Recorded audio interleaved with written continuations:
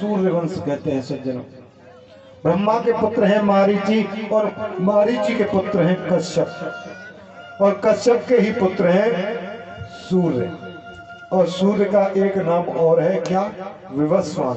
और वास्तविक नाम सूर्य का विवस्वान ही है। और विवस्वान के द्वारा जो पुत्र उत्पन्न हुए उन्हें हम वैवस्वत मनु कहते हैं। और वैवस्वत मनु महाराज के पुत्र प्रद्युम्न हुए, जो शिवजी के आश्रम में गलती की जाने की वजह से स्त्री बन गए और अंत में उन्हें देह का त्याग करना पड़ा। सज्जनों, बड़ा प्रतापी वंश है, बहुत लंबा वंश है। अगर वंश का ही वर्णन करें तो बहुत समय चाहिए, 4, 6, 10 दिन तो वंश का ही वर्णन करने में निकल जाए, इतना लंबा वंश है। इसी वंश में एक और प्रतापी राजा हुए नभग। नभग के पुत्र हुए नाभाग और नाभाग के पुत्र हुए अम्बरीश महाराज। सज्जनों, इतनी बड़ी पृथ्वी के सम्राट हैं अम्बरीश महाराज, लेकिन मन में जरा भी अभिमान नहीं है। बहुत ध्यान से सुनिए। और साल भर में आने वाली प्रत्येक एकादशी का व्रत करते हैं अम्बरीश महाराज। और एकादशी का व्रत हर व्यक्ति को करना ही चाहिए। महीने में 2 एकादशी आती हैं, प्रत्येक एकादशी का व्रत करते थे अम्बरीश महाराज। एक दिन अम्बरीश महाराज ने एकादशी का व्रत किया तो उनका नियम था कि बाद में संतों को भोजन करा करके ही वो भोग प्राप्त करते थे। व्रत रखा हुआ है और दूसरे दिन प्रातःकाल उनके यहाँ दुर्वासा ऋषि आए। अम्बरीश महाराज तो गदगद हो गए कि इतना बड़ा संत हमारे दरवाजे पर आया, कितना बड़ा सद्भाग्य है। पत्नी के साथ पधारे, उनके चरणों को धोया और बोले, हे ऋषिवर, आज का भोजन आप हमारे यहाँ ही पाएं। दुर्वासा बोले, आज तो एकादशी का व्रत है, मैं तो एकादशी हूँ। राजा अम्बरीश बोले, हम भी एकादशी हैं। बोले, तो आप एक काम करो, जब तक मैं स्नान करके आता हूँ तब तक आप भोजन की व्यवस्था करो। दुर्वासा चले गए।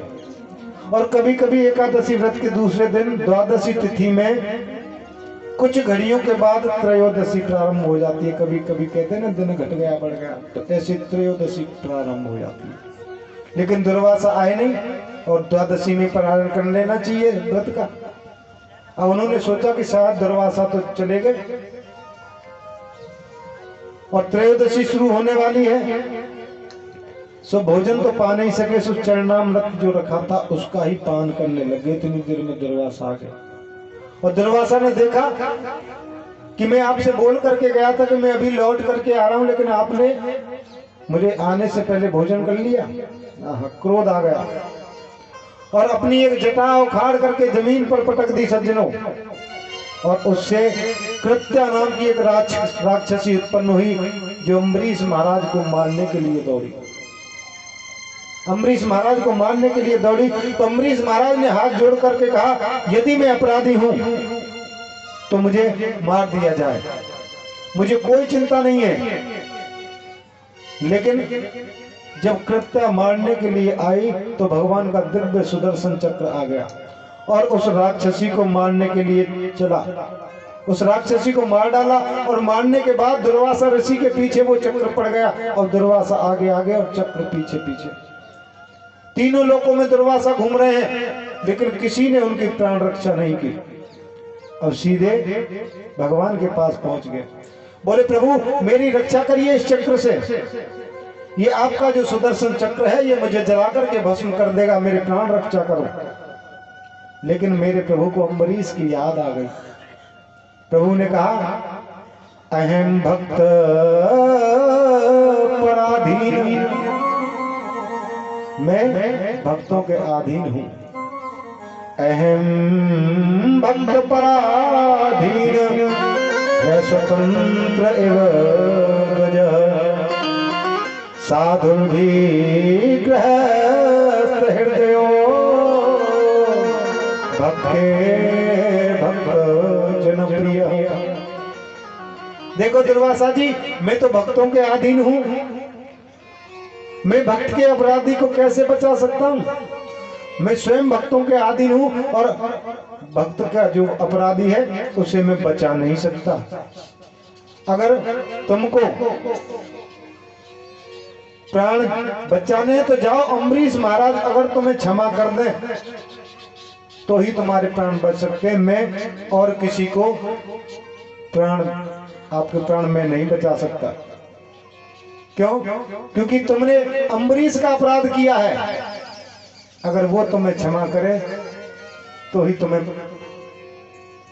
इस संसार में कोई बचा सकता। तो अम्बरीश महाराज बचा सकते। अब लौट करके आए अम्बरीश के पास दरबार से, आकर के हाथ जोड़ करके कहने लगे मुझे क्षमा करिए।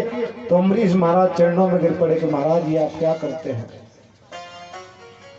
दुर्वासा जी चरणों में गिरने के लिए जब चले तो राजन स्वयं चरणों में दौड़ पड़े।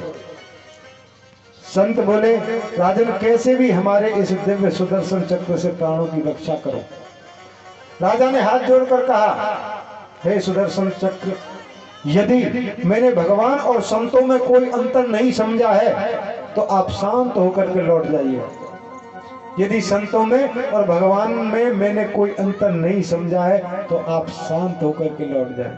और सुदर्शन चक्र सज्जनों शांत होकर के लौट गए। राजा अम्बरीश ने हाथ जोड़कर क्षमा मांगते हुए कहा कि रिसीवर मुझे क्षमा करिए, मेरी वजह से आपको तीनों लोकों में भागना पड़ा, आप मुझे क्षमा करें। अहो अन्नदाता सानो महत्तम दृष्टपद्य में कृतागसोऽपि यदः राजन मंगलानि समीहसे। अनंत भगवान के प्रेमियों का महत्व मैंने आज जाना है। दुर्वासा कहते हैं, दुर्वासा कह रहे हैं कि जो भगवान के अनन्य प्रेमी हैं, अनन्य भक्त हैं, उनका प्रभाव मैंने आज जाना है। मैंने षड्यंत्र किया भक्त को मारने का, लेकिन उसी भक्त ने आज मुझे क्षमा कर दिया। ये भगवान का भक्त ही कर सकता है सज्जनों। बहुत लंबा वंश है। इसी वंश में महाराज हरिश्चंद्र हुए, उसके बाद महाराज भागीरथ हुए जो गंगा मां को लेकर के इस पृथ्वी पर आए। पुत्र कामेष्टि, एक और बात आपको बताएं, ये जो सूर्य वंश है इसमें अधिकतर राजाओं के यहाँ पुत्र बहुत जल्दी नहीं हुए हैं। ज्यादातर पुत्र यज्ञ के द्वारा प्राप्त हुए हैं। और चंद्रवंश में, सूर्य वंश में और चंद्रवंश में एक ही ज्यादा अंतर है। सूर्य वंश में पुत्र जल्दी नहीं होते और चंद्रवंश में विवाह जल्दी नहीं होते। चंद्रवंश में अगर किसी का विवाह हुआ 90% बता रहा हूं तो झगड़े झंझट के साथ ही हुआ है। और सूर्यवंश में पुत्र जल्दी नहीं हुआ और चंद्रवंश में विवाह जल्दी नहीं हुआ। यही अंतर है दोनों वंश। सज्जनों, इसी वंश में आगे जाकर के महाराज रघु हुए, जिनकी कीर्ति इतनी फैल गई कि उनके नाम पर इस वंश का नाम रघुवंश पड़ गया। उनके बाद अज हुए, अज के महाराज दशरथ, और दशरथ महाराज पूरी पृथ्वी के सम्राट हैं। 3 रानियां हैं लेकिन एक भी पुत्र नहीं है, कोई संतान नहीं है। आदरणीय वशिष्ठ जी के चरणों में प्रणाम किया और कहा हे गुरु जी, मुझे लगता है कि अब यहाँ से आगे हमारा वंश नहीं चलेगा। क्या मेरे वंश में कोई भी तर्पण करने वाला नहीं बचेगा? इतना बड़ा वंश है, क्या मेरा वंश यही समाप्त हो जाएगा? वशिष्ठ जी ने कहा राजन, पुत्र कामेष्टि यज्ञ करो। बहुत सुंदर पुत्र कामेष्टि यज्ञ का आयोजन हुआ सज्जनों। उसमें से स्वयं अग्निदेव भगवान छरू का चीर लेकर के निकले और राजा को दे दिया कि जाओ अपनी रानियों को खिला दो। तो आधा भाग कौशल्या को और आधा भाग सुमित्रा और कैकेयी में बांट दिया गया। तीनों रानियां गर्भवती हो गई सज्जनों, तीनों रानियां। और कहते हैं जब भगवान अवतरित होकर के आते हैं तो प्रकृति भी अपना स्वरूप परिवर्तित कर देती है। आज सबके मन में बड़ा आनंद है क्योंकि भगवान का जन्म उत्सव है। अयोध्या वासियों के मन में बड़ा आनंद है, भगवान का जन्म उत्सव है। संसार के बच्चों का जन्म उत्सव हम लोग रोज मनाते हैं, लेकिन भगवान का जन्म उत्सव है। अयोध्या वासियों के मन में बड़ा आनंद है। पूरी अयोध्या दुल्हन की तरह सजी हुई है। और सुखदेव स्वामी कहते हैं परीक्षित कि नवमी तिथि मधु मास पुनीता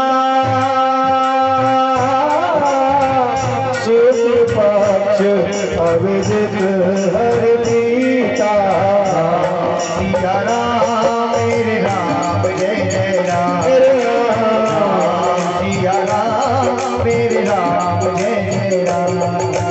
ओ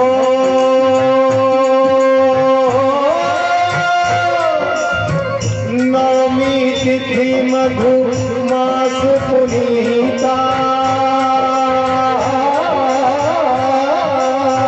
शुक्ल पक्ष अभिजित हर प्रीता सिया राम मेरे राम जय जय राम मेरे राम सिया राम मेरे राम जय जय राम।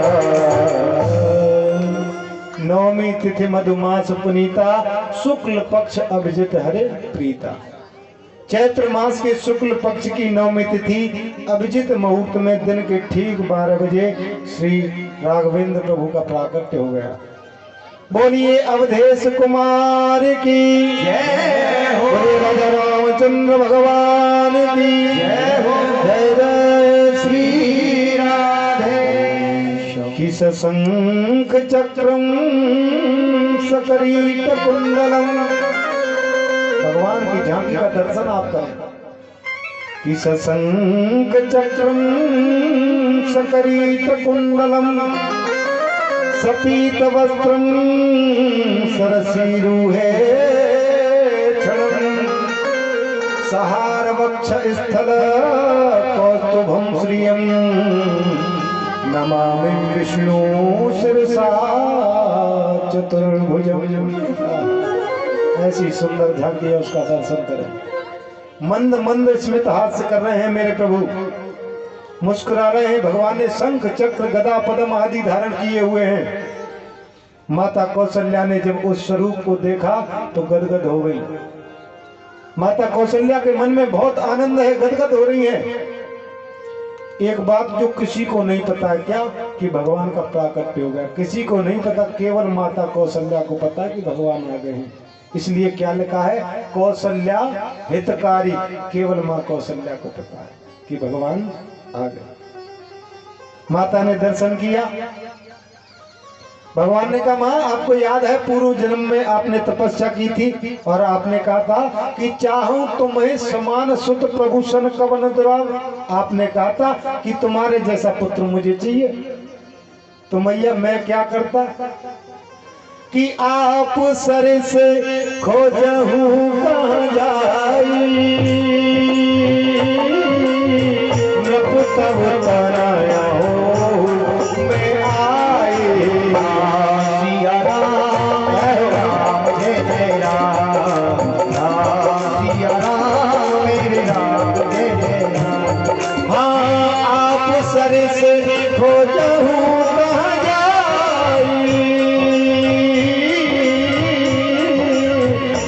सब तनाया हो मैं आई।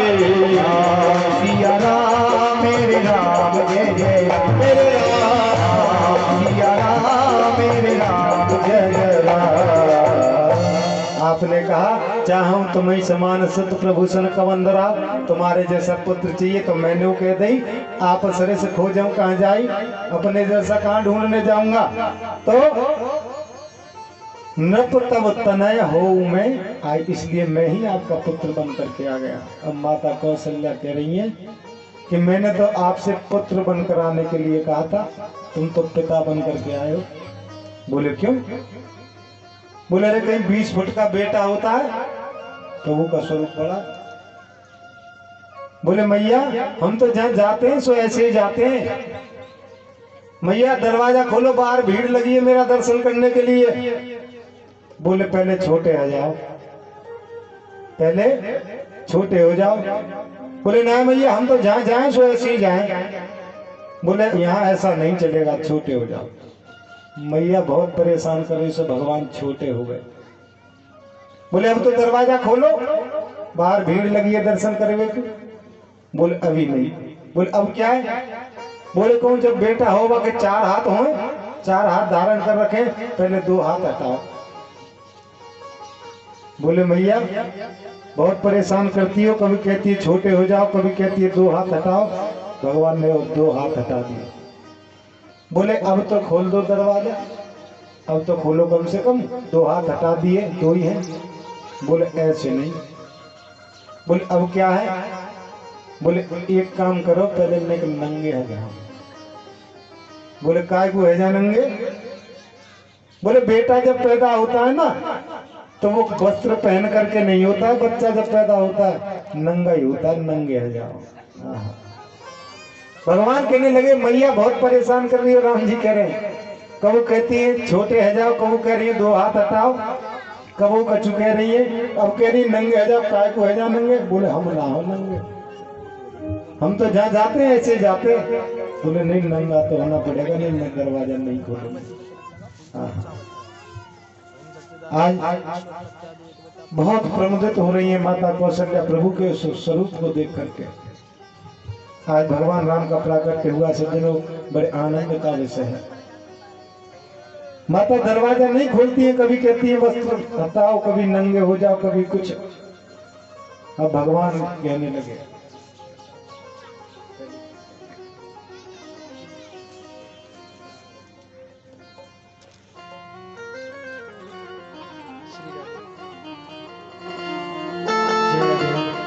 श्री राधे। ओम व्यासाय विष्णुरूपाय विश्वरूपाय विष्णवे व्यासाय ब्रह्मनिलये श्री व्यासाय नमो नमः। ये हमारे भैया महाराज जी का माला पहनाकर, पगड़ी पहना करके, पटका प्रदान करके स्वागत करते। एक बार जोरदार तालियां सभी भक्त बजाएं। बोलिए वृंदावन बिहारी लाल की जय हो।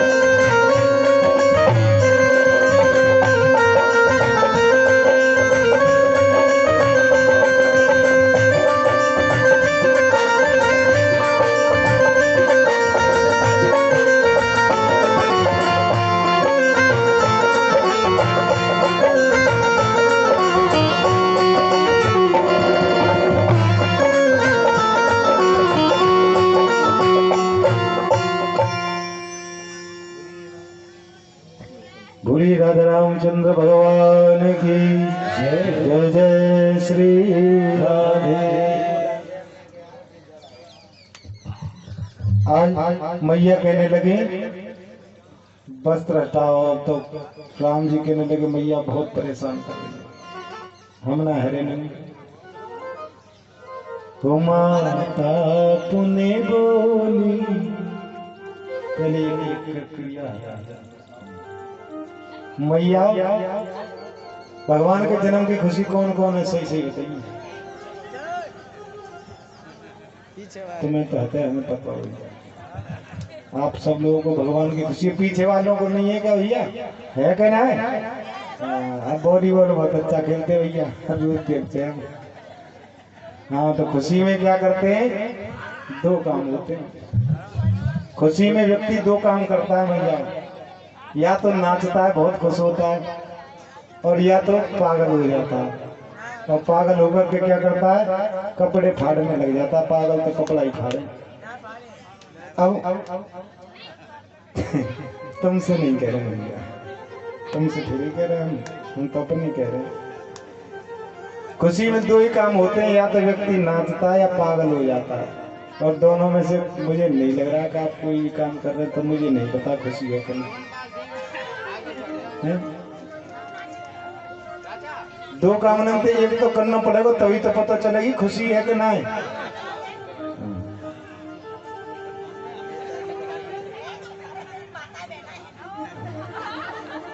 पागल कोई ना होगा या हम जान रहे हैं, पागल होने के लिए कोई राजी नहीं रहता है। वो माता पुण्य बोली सौमत बोली तजहुता सुलीला अति प्रिय शीला यह सुख परम अनूपा। हाथ उठा करके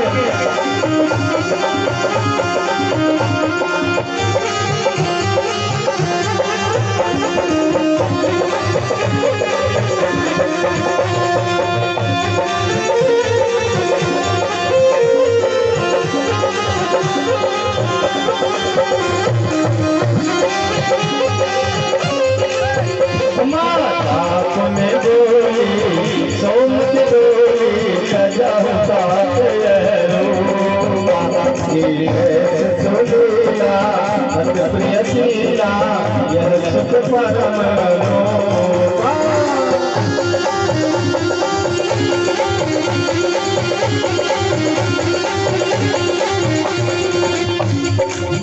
इन चार भाइयों में तो खुशी है, इन चार माताओं को तो खुशी है, बाकी तो काको खुशी नहीं।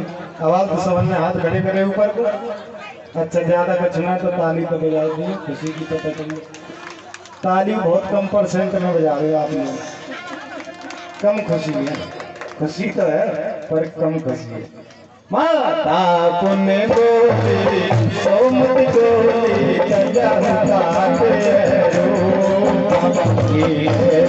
सुलीला अति प्रिय शीला यह सुख परम अनूपा।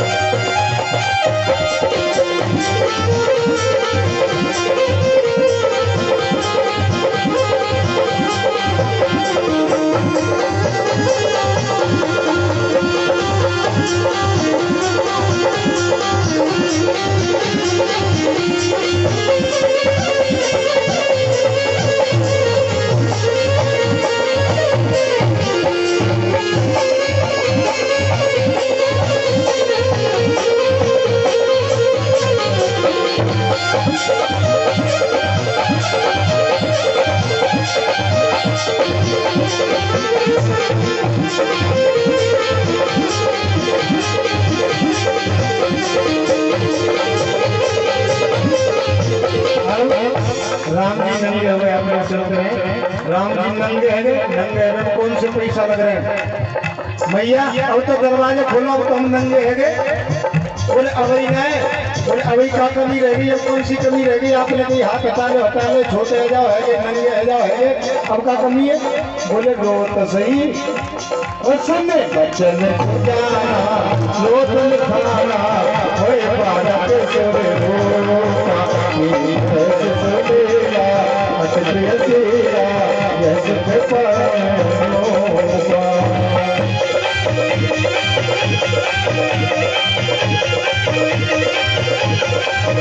सुन बचन सुजाना लोटन खाना होए भारत सोरे रोका यह चरित दिखावई हरि पद पावई इन परम अनूपा। आइए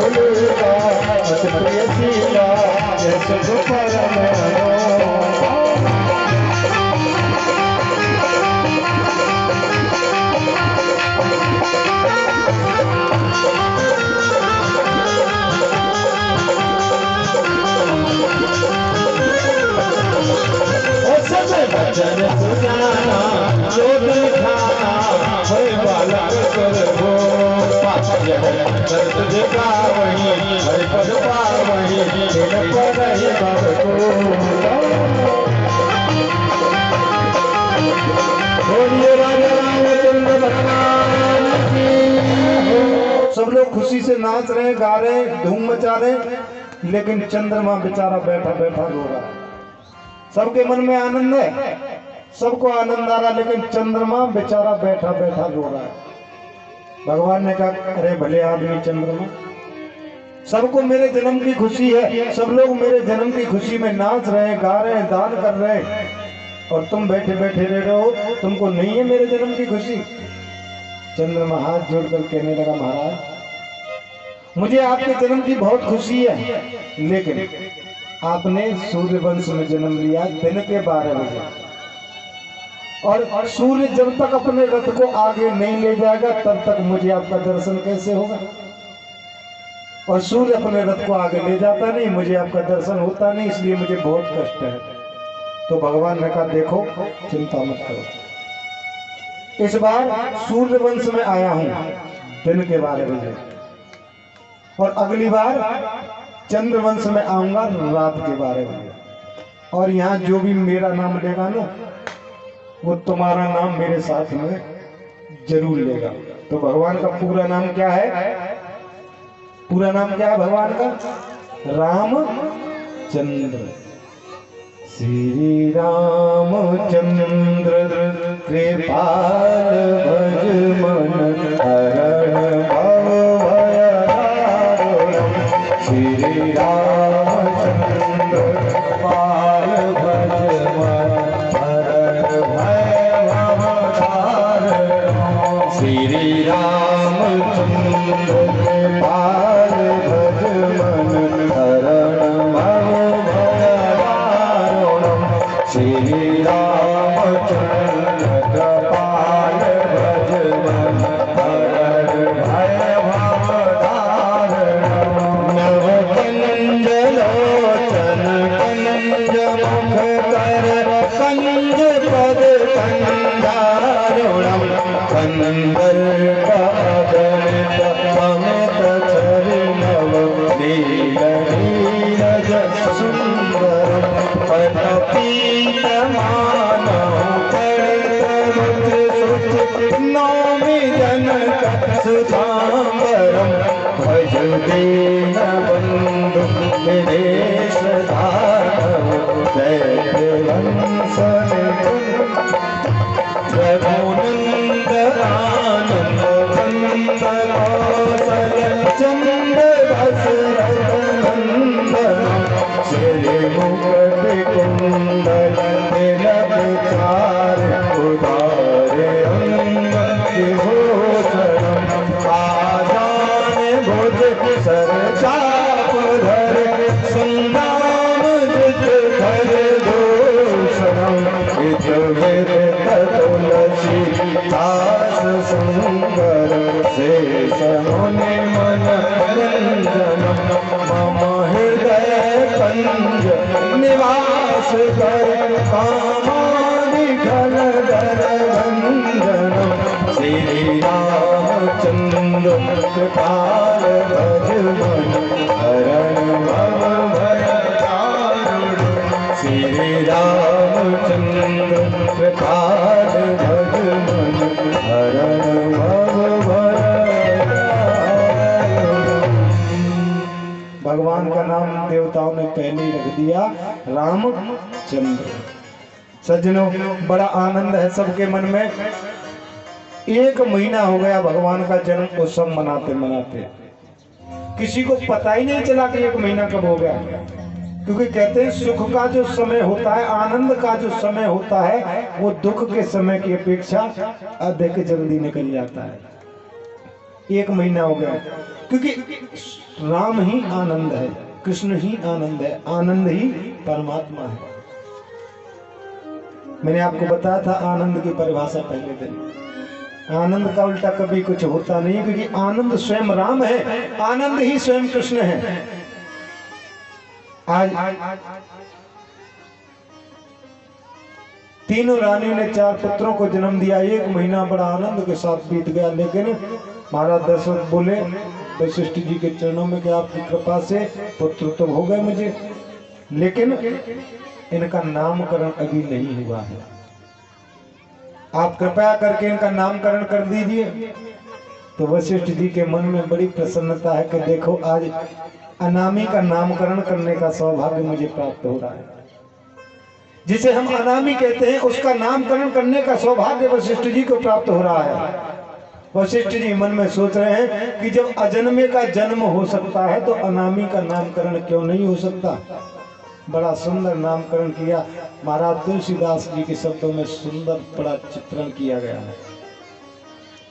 जो आनंद सिंध सुख राशि, जो आनंद सिंध सुख राशि, सिंध सुख राशि, सीतर तेरे लोक सुभाषी, जो आनंद सिंध सुख राशि, सिंध सुख राशि, सिंध सुख राशि, सो सुख धाम राम रस राम, राम रस राम, राम रस राम, अखिल लोकदायक विश्रामा, विष भरण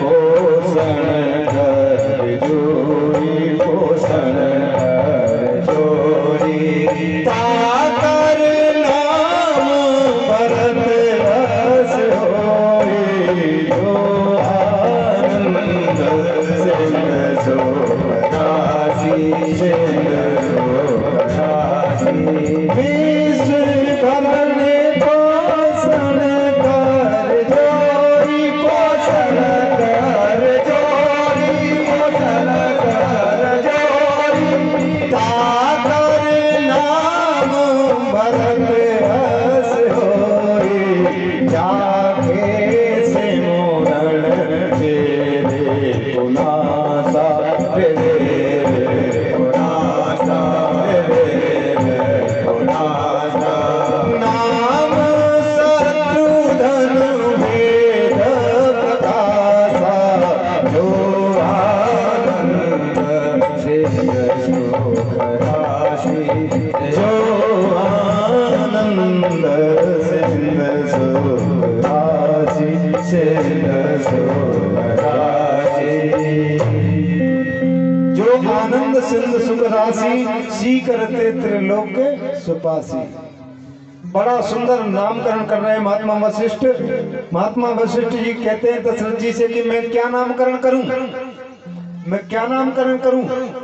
जो आनंद का सिंधु है, माता कौशल्या की गोद में जो बालक बैठा है, जो आनंद का सिंधु है और जो सुख की राशि है, जिस आनंद के सिंधु की एक बिंदु भी अगर हमको मिल जाए तो हमारा जीवन सार्थक हो जाए, जिसकी कृपा से पूरा विश्व प्रपंच पालित होता है, आपके ऐसे पुत्र का नाम मैं राम रखता हूं, जो आनंद सिंध सुख राशि और विश्व भरण पोषण कर जोई, जो विश्व का भरण पोषण करते हैं, आपके ऐसे पुत्र का नाम मैं भरत रखता हूं।